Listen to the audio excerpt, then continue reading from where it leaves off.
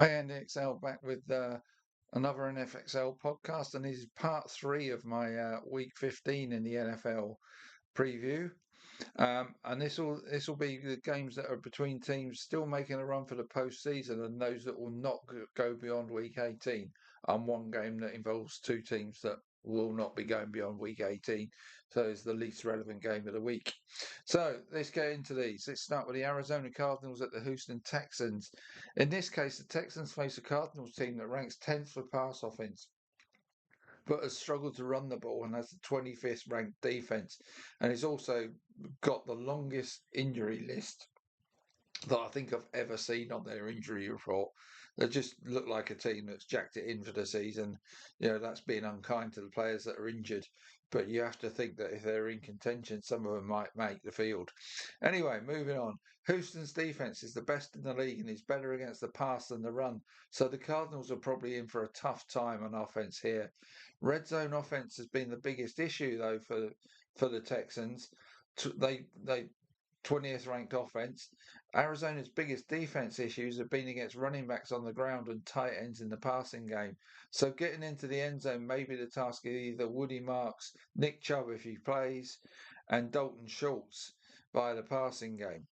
But if the Texans D does what it has done 10 times already this season, and that is keep the opponents under 20 points, then Houston will get the TD or two they need and let Kaimi Fairbairn do the rest with his boot as they get a sixth consecutive win and take another step towards the postseason.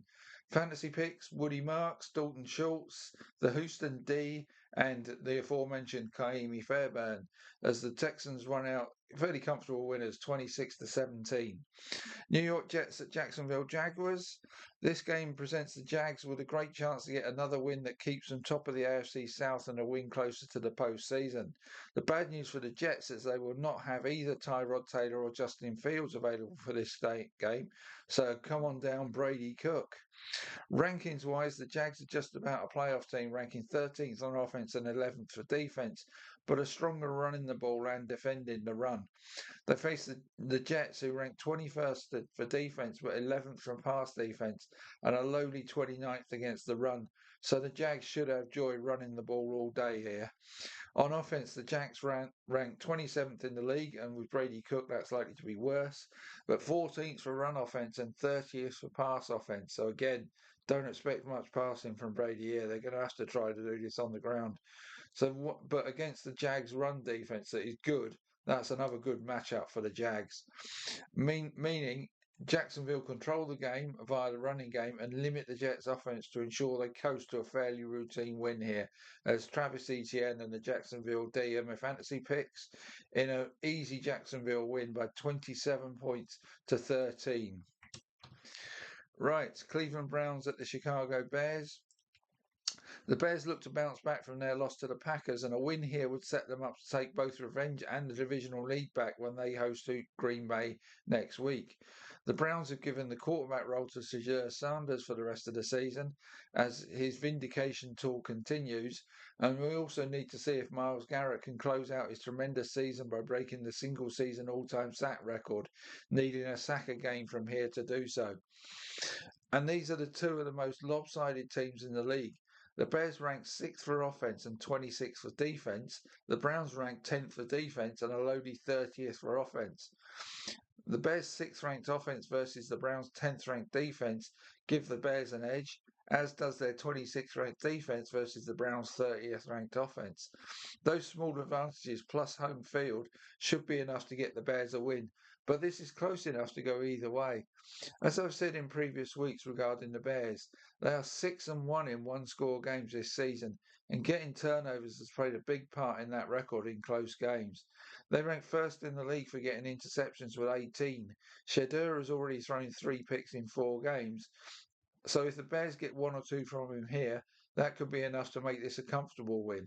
And as the Browns have multiple injuries to their O-line, that doesn't make Shadur's task any easier here. On Myles Garrett watch, Caleb Williams has been sacked 20 times in 13 games. So it's entirely possible Garrett may well need to get the one he needs from this game to stay on track to break that record. I'm not sure the Bears will a lot of attempts to joy against the Browns, so Manuel need the defence to get a turnover or two, as mentioned before, to allow them to win the time of possession and field position battle too.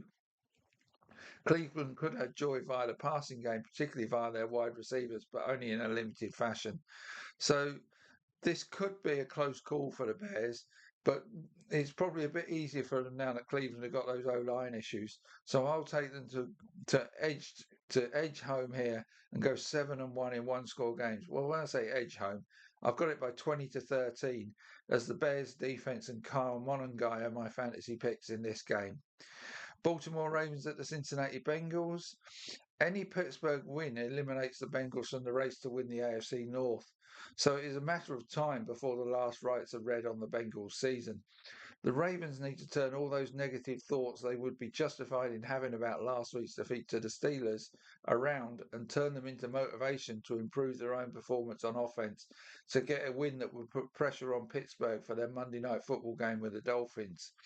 A Ravens loss here would give the Steelers a chance to go 2 games clear in the division and would also end any slim wildcard hopes the Ravens might have. So this is must win for the Ravens, but can they get it against Joe Burrow and co? These two teams met just 2 weeks ago when 3 Lamar Jackson turnovers and, of course, Isaiah Likely failing to keep hold of the ball in the end zone gave the Ravens no chance of beating the Bengals. And in the 2 games Burrow has been back for the Bengals, they have scored 32 and 34 points in those games. Those 3 turnovers only cost the Ravens um, limited in fashion because it resulted in 2 field goals for the Bengals. But one of them was in the Cincy red zone when they were driving. So call that a 6 point swing. Add in the likely soap hands play, and we can add 13 to Baltimore's score and take 6 off the Bengals, which would have turned that result into a Ravens 27-26 win. So pretty much a tie, you might call it. All of which, like I say, says this should be close. But both the Ravens D and offense need to play better if they are to win this time around. The Bengals have the worst defense in the league, though, so their offense needs to put up 30 or more for them to win games. Strangely, the Bengals D has actually done better against wide receivers than Baltimore has, though. So Burrow and Jamar Chase could do damage here. Chase had 110 yards 2 weeks ago. T. Higgins didn't play in that one and misses this game too, which is a blow. It is tight ends and running backs that have just had a field day against the Bengals. So Derrick Henry, Keaton Mitchells, Mark Andrews, and yes, that guy Likely, who could do the damage for them. Those 4 combined for 277 of their 338 offensive yards and 2 touchdowns, which should have been 3, 2 weeks ago. We should note that the Bengals kicked 6 field goals 2 weeks ago, but scored just 2 touchdowns. So they need to do better in that regard in terms of converting chances into touchdowns rather than field goals. Higgins may have turned this in the Bengals' favour in that regard, but without him, I'm going to give this to the Ravens. But as I said, only just. Fantasy picks: Derrick Henry, Keaton Mitchell, Mark Andrews, Joe Burrow, Jamar Chase, and Evan McPherson as a kicker. And because I think the Bengals might struggle to turn those opportunities into touchdowns again, which will mean the Ravens really do win this by a wafer-thin margin, 27-26. Carolina Panthers and the New Orleans Saints. The Panthers would take a 1 game lead over the Bucks into the first meeting between those teams in Week 16 with a win here following the Bucks Thursday Night Football collapse. A loss would drop them back into a tie at the top of the NFC South. The Saints and Tyler Shugg will look to repeat a Week 10 win over the Panthers as they seek to build on their Week 14 win over the Bucks. That win saw Shugg, Chris Olave, and Juwan Johnson, with plenty of help from the Saints D, get a shock win over Carolina. The Saints have the 28th ranked offense in the league and 15th ranked defense, which has been better against the pass than the run. The Panthers have the 25th ranked offense and 17th ranked defense, so both defenses should get the better of the other team's offense, which was the case in Week 10 when the two teams only managed 24 points between them. But it was Carolina's apparent weakness against tight ends that was one of the things that hurt them in the first meeting between these two teams. And Juwan Johnson could be the difference maker here for the Saints as well. But it was the Saints D that limited the Panthers on the ground and picked off Bryce Young once and forced a fumble from him too, that were the real reason the Saints won that game. The Panthers' offense has scored 16 points or fewer in 5 of their last 7 games. So this young offense is not the most reliable, and I will take the Saints D to limit them again in this game, as the Saints come up with another shock and do the double on the Panthers. Their D and Juwan Johnson, as aforementioned, are the fantasy picks, as the Saints win a low-scoring game, 20-17. Las Vegas Raiders at the Philadelphia Eagles, a home game against the team on a 7-game losing streak that has lost its starting quarterback to injury, presents even the faltering Eagles, who are on their own 3-game slide, with a perfect opportunity to get a win closer to securing another NFC East title. The Eagles' offense ranks a lowly 22nd in the league. On defense, they have been good against the pass, but ranked just 23rd against the run. The Raiders have the worst offense in the league, and that is certainly true of their O-line, that has allowed their quarterbacks to get sacked 50 times this season. No wonder Geno Smith has succumbed to injury, and has also done nothing to help their 32nd ranked run game, despite the noble efforts of rookie Aston Gionte. So with Smith out, Kenny Pickett comes in to replace him here. The Raiders' defense ranks 20th in the league, has been better against the pass than the run. The Eagles should be able to control the Raiders on the ground, and also have been very good against opposing tight ends. So that could mean a tough night for Brock Bowers too. And as he is the main weapon in the passing game, the Raiders could be likely to struggle to score many points here. The Raiders have also been tough on opposing tight ends, but far from great against running backs and wide receivers. So that could be the way the Eagles get over the line here, as they should have too much offensively for the Raiders. Fantasy picks: Saquon Barkley, AJ Brown, and the Eagles D, as the Eagles win this one 23-16. Right. Tennessee Titans at the San Francisco 49ers. The Titans may have found a way past the Browns last week, but the 49ers team will present a far stiffer challenge for them. A win here for the 49ers will keep them on course for the postseason. A loss would be a big setback in that regard. They are ranked 14th for both offense and defense. Their offensive strength has been the passing game, where they rank 7th, while they are better against the run on defense, ranking 8th in the league. Now, for the Titans last week, Tony Pollard had a huge game in their victory, but he'll struggle to repeat that against this 49ers pass defense, 49ers defense, I should say, while they are likely to struggle to contain the 49ers offense. Now, I really can't pick anybody out fantasy-wise here. Yeah, you could go Christian McCaffrey because he looks like he's going to play. You can say that every week. But really, I don't think anybody's a standout here. It's going to be a pretty unspectacular but comfortable win for the 49ers by 27 points to 17. Minnesota Vikings at the Dallas Cowboys. Now, the Cowboys may have got a bit of a reprieve from their own loss to the Lions when the Eagles lost again last week, but their margin for such errors is all but gone now, so this is surely a must-win game for them. And they will need their second-ranked offense, which is far stronger passing the ball than running it, to deliver here against the Vikings D that actually ranks 10th in the league. And the improved Cowboys D that hit a very large Detroit-sized speed bump last week will need to smooth the road out here too. The Vikings ranked 27th for offense and shockingly 28th for pass offense, which, considering the receivers they have, is a damning indictment of the quarterback play this season.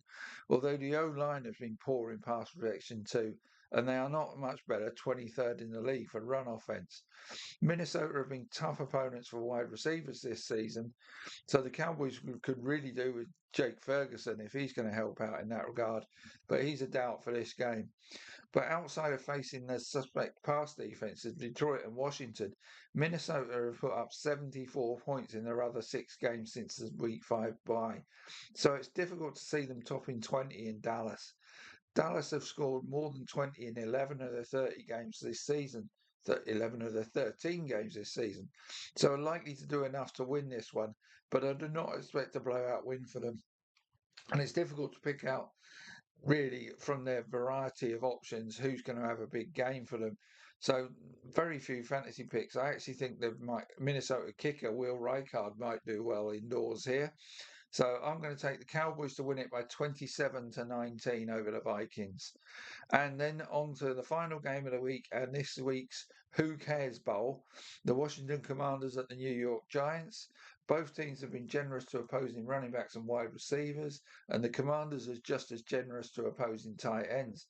So this looks like it could be an offense-dominated game, with the Giants in particular enjoying themselves. I don't spend a lot of time on these Who Cares Bowls games, so that's pretty much all I've got to say. Fantasy picks: Jackson Dart, Wandale Robinson, Tyrone Tracy, and Theo Johnson for the Giants, and he's questionable for this game, but probably going to play. Chris Rodriguez at running back for the Commanders, but I'm going to take the Giants to win this one by 34-24 in a high-scoring thriller. Right, that wraps up my Week 15 preview. Let's see if I can get double figures at least out of the 16 games. I've already missed out on Thursday night football for about the fourth week in a row. Just can't get that one right as the Bucks collapsed late. Um, so I'm 0 for 1 this week, but I need to get 10 from 15 now, at least. Let's see how I go this week. Enjoy this week's action, and I'll see you soon. Take care.